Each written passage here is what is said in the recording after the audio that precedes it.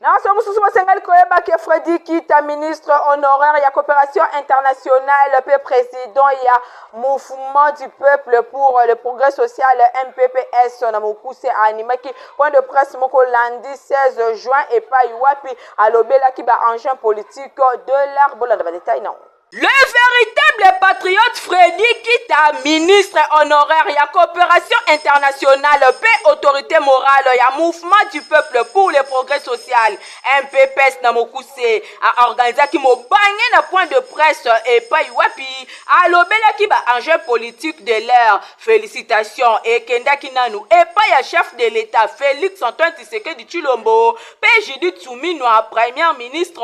na ba effort bazali kosala na kimia ezonga na République démocratique du Congo. Autorité morale ya MPPS alobela kipe ba avancée diplomatique ya RDC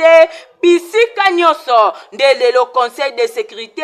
azali ko condamner clairement Rwanda zoka nde tosibisa banvula ebele ba injustice na part ya communauté internationale. Sengi bana nesu to Congo tozala bomoko parce que mboka oyo ezali biso tola mboka bibalete tozali ka boli Congo tozala bomoko boboto bolingo biso banso tozala na sima ya mapinga na biso banso tozala na sima ya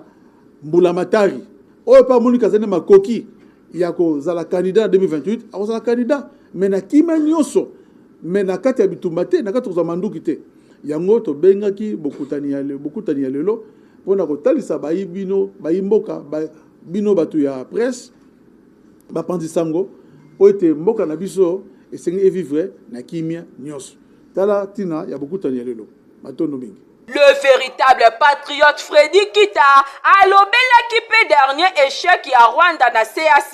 pe élection ya RDC local la membre non permanent na conseil ya sécurité pona kosukisa autorité morale ya MPPS a lobela ki gouvernement a préparé candidature ya RDC pona secrétariat général ya francophonie pambate pona RDC